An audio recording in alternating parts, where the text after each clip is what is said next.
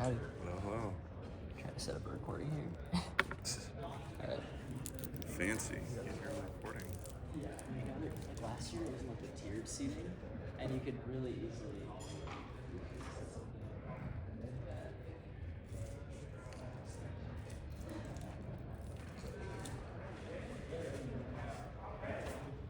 Hello, everyone. Good morning. Thank you for being here at 8 a.m. I'm Samantha Webster. I'm an assistant professor at the Colorado School of Mines and Chemical Engineering, and I am the session chair this morning. Actually, all day, so come back and see me if you'd like. So, this session is in the process development track. This is not the processes. So we're going to get to listen to some really cool new additive things. So first we're going to start off with Matthew McCoy from Georgia Tech. Thank you very much. All right, folks, thanks for making it in early this morning. So yeah, this is Matt McCoy, PhD candidate at Georgia Tech, Carolyn Supersad, and Solania are my advisors. So yeah, today we're going to talk about this geometry-dependent sintering non-uniformity in radio frequency manufacturing, which is kind of this novel emerging technique that we're developing over at Georgia Tech. So first, we're just going to go through some of the stuff we're going to lay the ground for. So I'll kind of describe the process and the problem that we have in this RF sintering method, talking about predicting the thermal field. Does it actually map reality, IR imaging, things like that. And then compensation via dopant grading and some extended techniques. And then the last little nugget is a 3D implementation that's a little bit newer, so we won't spend as much time there. So first, let's talk about this process. So it's radio frequency, similar to microwaves, just a different wavelength, much longer wavelength, and a lower frequency than microwaves. But it is used to fuse a doped powder, and we're going to talk about why the heating mechanism is driven by geometry. So first, the way this works is we have our nylon powder bed. We deposit a dopant or a susceptor, or whatever you would prefer. In this case, carbon black. We put this into the matrix. We then have these electrode plates that when we activate them, the RF basically passes through the nylon. The nylon is functionally transparent at this frequency, but it couples really well with the carbon black. And so when that happens, it shorts the field. It then heats the polymer that it is next to, and then we get coalescence and sintering. This is a 2D model, but it happens in 3D. So the reason that RF heating is so geometry driven is because the local heating is driven by this dielectric loss over the field strength. And so what happens is very similar to microwaves, where like crumble up aluminum foil and put a fork in the microwave if you're really dangerous. You'll notice that the energy concentrates at those times and those sharp features, and it's no different for us with radio frequency. We get the same kind of coalescence and scorching and overheating at these corners. And so we have this local heating. It's basically simplified down to this dopant loss. We're working the lossy material into the matrix over this field strength. And so a sphere or a circle or something like that is going to couple in a very different way than something like a square. And so we'll talk about how we can correct for that. So here's kind of what you'd expect to see when you run a simulation on a circular geometry. So the top left is just your voltage differential. It's about 860 volts. The middle is your actual field. You can see the coupling that actually occurs. So you get a lot of heating on those top and bottom faces of that circle. And then that one on the right top is the actual energy grid that we get. So we basically run this EQS, electric quasi-static simulation. We get an energy grid out of that, and then we convert that into, we pull that into a thermal model, which is primarily conduction driven, but there's some other boundary conditions, of course. And you can see that bottom right is the final melted geometry. So you don't get a circle, you get this elliptical shape that occurs. And so we'll talk about how we can correct for that. So now we'll talk about predicting the thermal field. So we built this application called Heater. It is a simulation tool. We previously used COMSOL, and COMSOL is great, but we wanted to iterate really, really rapidly, and we have a very specific physics package. So we don't need all of the other stuff that COMSOL can do. We needed a very specific set of abilities. So we built up the software, and I'll talk about why we trust it. But basically, we can run a bunch of geometries through it, queue a bunch of tests, view the results, obviously, and then from that, we can actually compensate. So this is how the coupled model works. We kind of step through the field, so you have this RF voltage that sets the electric field within the part, obviously. And then heating occurs, right? So the doped powder has this effective loss with conduction. That's times the field strength squared. This then marches forward into a melt regime. You all probably have seen these equations or know them very, very well. The heat conducts, there's this apparent heat capacity that scales with the latent heat.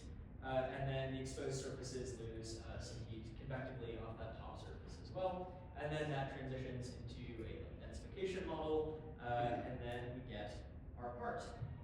So the dopant, this is also, I think, interesting to note. The dopant sets this like sigma x, so it enters both the field operator, that first equation, so the electric portion of the model, it enters there, as well as the second portion of the heating model, which is why this grading can actually redistribute not just the field, but the absorption as well. And we're doing this at 13.56 megahertz and 27.16 megahertz. All right, so we check this against ComSol, gotta make sure that what we're doing is actually valid. And so what we found from our models is that at this like long-term plateau, there's about a 0.1 C difference on our heat loss boundary condition model. I won't get into this too much because there's a lot of other stuff to talk about, but we have validated this model against ComSol, and we've also validated it against IR thermography, which is what is next. So, you know, it only matters, this only works if it actually works against reality, right? So we built a printer. This is our custom radio frequency printer. It's effectively just a binder jet style system. We have high viscosity inkjet printheads. The ink here is not actually the ink we're using right now. We're using a high loaded carbon black IPA based ink. But you can see that the heater comes across to burn off that IPA, so you're just left with carbon black. No sintering is happening in this process. We're just burning off that IPA. So we dope our material layer-wise, we take the part into the RF chamber, and then we heat it volumetrically. So here's what happens when we compare it to some IR thermography data. So on the left, you can see the IR images. You can see a square geometry does not center nicely into a square. It has kind of this like X pattern, and I know it's probably a little small in here, but there's some like white outlines in these parts. That's where you're actually reaching the densification of the material, so above 185 Celsius for nylon 12. And then on the right here, this bottom left one is actually the IR data, and on the right is the heater simulation, and you can see how the temperature actually tracks to reality, and it does quite well. It's about 39% of the melt timing. So we can also see what the actual parts look like. This is an image from some IR data actually previously done by Jared Allison, who did his PhD with Dr. Superset here at UT Austin. And so he started some of this work, and we are kind of building on the computational model and making it better, because you can see the parts kind of come out into this, you know, not ideal shape, but this is what we're working to correct. So, all right, so now we'll talk about actually extending this to dopant grading. So on the left here, you can see this hexagon pattern. And you can see it just forms an ellipse with zero correction, which is really not ideal. That's not the part we wanted, it's not the part we commanded, and so how can we fix this, right? So we can grade this, meaning we have 720 DPI print heads, we can do some functional grading, and then we can try to pattern that dopant field like I talked about and kind of redistribute the heating. And so previously we did this by inverting, so we would take this image on the left, was literally the simulation. We do this forward model simulation, basically take an inverted mask of that. And it's very cheap, computationally very quick, but it also doesn't perform as well as you can imagine. So on the right, what you're seeing is actually a backward solved model.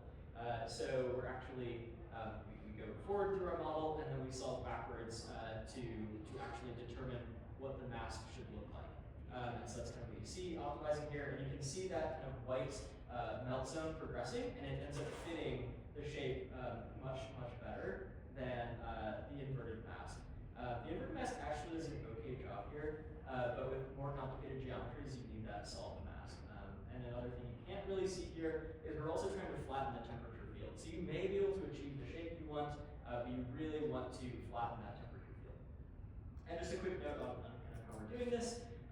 We take our perfect model, we'll just call that like chi, over here on the top left, and that becomes kind of our input for the model. That's the geometry we want, everything else is going to work off of that. So we run our forward sim, we check the mismatch between the ideal shape and our sim, we do some adjoint math to create a shape, a filtered map backwards, and then we feed it back through the model. And we do this over and over until we've reached a sufficient plateau in our objective function. And so by the end of that, we get a really good map that creates a pretty good geometry. So this is probably really hard to see, so I apologize. Basically, we have a bunch of shapes, right? So these are all 2D, I'll talk about 3D in a second. We have a bunch of geometries, and a lot of them are really, really hard to manufacture with this process, because as I talked about, all of those concentration points, a triangle, almost impossible to center, because you'll get all of your energy focused into that one tip. These L shapes are really difficult. We call those re-entrant geometries. You basically get field shadowing. There's a bunch of physics limiting things in this process that I can talk about endlessly. I will not bore you today, but this is kind of what we're working with. So by working with this solved model, we are able to improve a majority of our geometries significantly to achieve the desired shape. Just a couple more interesting simulations that we've run. So the ideal situation here would be actually rotating apart, similar to a microwave. Now, however, the problem with a microwave is you would get basically like an annular kernel. So you end up rotating out the geometry, and you end up with just a circle if you were to just center by rotating a microwave. So what we have to do is we have to get a little more creative with it. And there are some physical constraints I'll also talk about before I kind of show you the pie in the sky simulation here. But this is a cross section, a cross section. The top left is what would happen with no correction. You would just fill out that center column, and of course you would never get the geometry that you want. So instead what we can do is we can build out this dwell scheduling, asymmetric dwell scheduling, whatever you want to call it, where we can actually run through the simulation, do a solve, and then we can determine how long the part should dwell between the electrode at a particular position. And so when we do this, we can actually achieve the geometry we want, and you can see that relative density in the middle there basically fills out that geometry without over-centering. Most of the time, if you really want that geometry, you'll end up over-centering and go outside of the ends of your geometry. And of course, I talked about that re-entry geometry. This is physics limited. Probably going to be impossible to solve, but I thought I'd show you guys anyway. But this is kind of where we stand with it. Very difficult to achieve this top shape.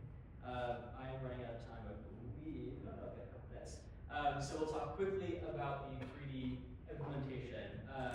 Very similar to the 2D solve, except way more computationally heavy, as you can imagine. Instead of running for about 20 minutes, this runs about for 4 hours. So working on doing some GPU work to make this a lot faster. But the solve is very similar. I won't waste your time with that. It just happens in 3D. And this kind of like pyramid geometry, very difficult to achieve nominally. But with this solving model, we can, it's still not great, I'll be honest, but we can fill out our pyramid geometry much more effectively than we can without correction. So you can see we get much more of a raise in that height there. This kind of the little like color map you can see on the top left, those are different cross sections of the pyramid, all with each point being solved through the map.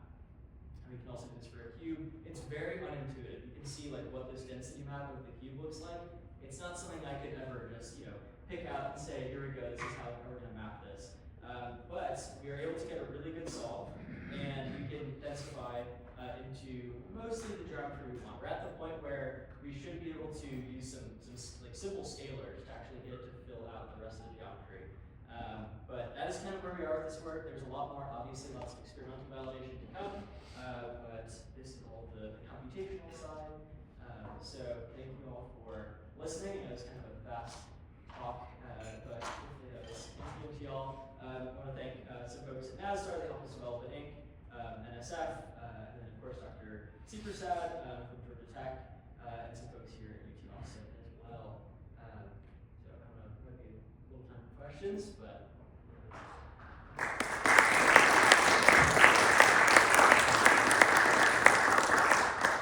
We have so much time for questions. Okay, great. Anyone have a question for our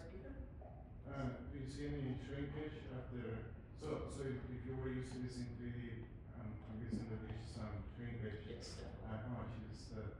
Yeah, so it's still nylon. So we're still expecting, I mean, the typical shrinkage for that material, I would, there are a couple mechanisms, right? Shrinkage at the end, shrinkage, it's about 2-3%.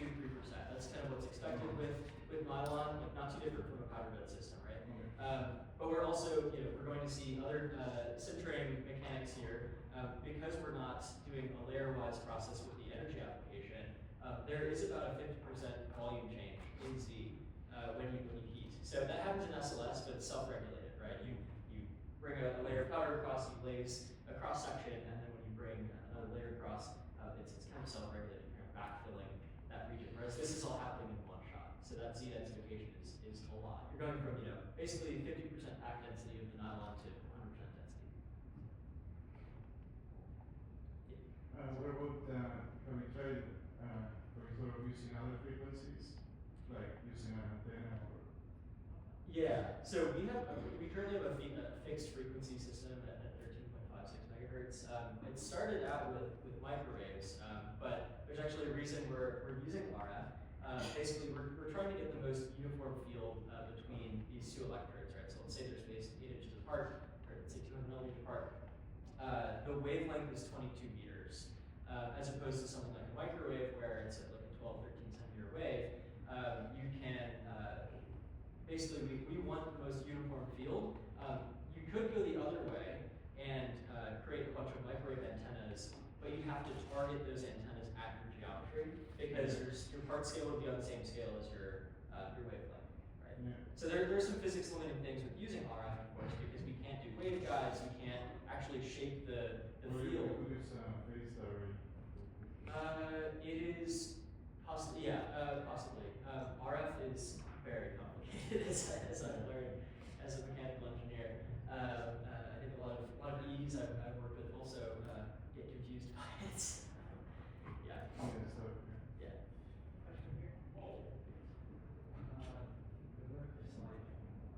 Anyone?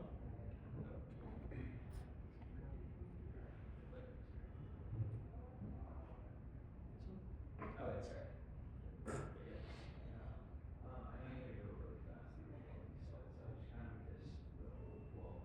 Okay, yeah, sorry. So we can create a turntable, and you can ask me later about why building a turntable in RF is really difficult compared to a microwave. But instead of just rotating the geometry, if we were to do a constant rotation, right, you basically like time blur that whole geometry and you end up with just a circle. So instead what we have to do is we can determine the major axes of the geometry, and then we can create a schedule for that turntable that's going to turn in at a particular time at a particular angle, and then align you with those axes so you can get a better schedule. We're using two elements. How much engineering is all in one? Yeah. How much faster is it? Yeah, great question. I didn't have time to explain the backstory of like why we're doing this. Yeah, so as much right, you maintain your elevated temperatures for the entire duration of the print. If you're on time for your lasers, like 60 seconds a layer, 1,000 layers, that adds up a lot, right? In this case, it's a cold room process. In theory, you can deposit very rapidly for the actual layerized portion, and then the actual RF heating it's like tens of minutes. So you go from having a majority of your energy not going to part formation, but for this, the majority of your energy is all going to part formation. So it's much more efficient with the energy transfer. Last question. Hey, great talk. Thanks. I'm wondering if you have a high density of carbon particle, do you have like absorption issues with like penetration depth and such? Great question. Yes, there is like a kind of percolation threshold, right, where we can use the impedance spectroscopy, we can figure out kind of where that knee is. When you normally work with RF, you work with materials that have like pretty long shoulders and not super peaky, and you can tune that pretty easily. For us, this material is very peaky at like 35%, and so we have to tune within that window. But yes, if you have too much of your dopant, yeah, you're going to actually start inhibiting heating. So there's a window where you get ideal heating below its worst, above its worst. Are we talking like millimeters or more like? Sorry, we're talking like weight percent of the carbon. And how thick of a layer can you penetrate through easily? Are we talking When you're